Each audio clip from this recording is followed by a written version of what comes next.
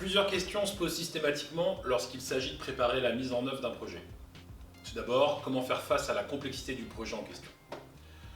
Comment évaluer ensuite précisément les enjeux du territoire et ses besoins? Comment organiser le programme d'une opération dans une approche globale et collective? Et enfin, comment garantir sa faisabilité et sa durabilité? Pour illustrer avec un exemple concret, je vais vous parler des communes voisines de Pouilly et Fleury qui se sont interrogées sur la possibilité de développer un projet d'équipement et de services mutualisés. Outre l'évaluation essentielle des besoins présents et futurs pour le devenir du groupe scolaire et la définition d'autres programmes, une des particularités de ce projet réside dans la situation administrative de ces villages. En effet, ils font tous deux partie du SCOTAM, mais sont rattachés à des intercommunalités différentes. Historique des expériences intercommunales réalisées, niveau de compétences territoriales, synergie des documents de planification, tous ces éléments seront par conséquent autant de sujets spécifiques à intégrer à la réflexion. Pourquoi mutualiser? Cette question fondamentale reste finalement au centre des préoccupations principales des deux communes. Avant tout, la mutualisation permettra de toute évidence de faire des économies de foncier et de fonctionnement. Cette approche financière du projet est fondamentale.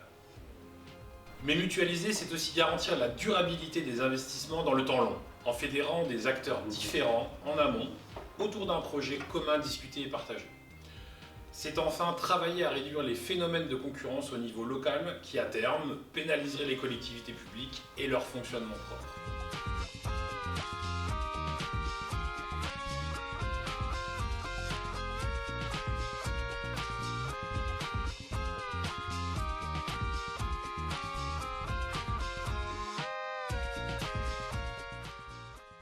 Comment s'y prendre?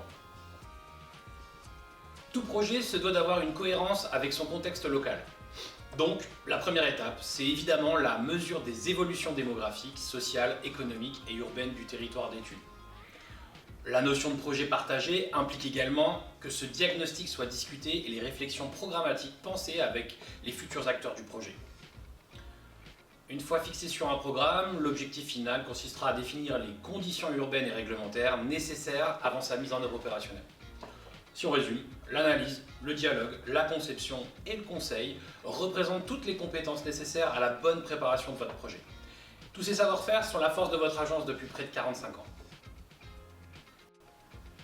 En conclusion, l'Agduram est à vos côtés pour appréhender les enjeux urbains et humains en amont de la phase opérationnelle, pour construire une vision partagée du territoire, pour consolider la programmation urbaine d'un projet et bien sûr pour renforcer la capacité des collectivités à s'engager durablement dans la démarche opérationnelle.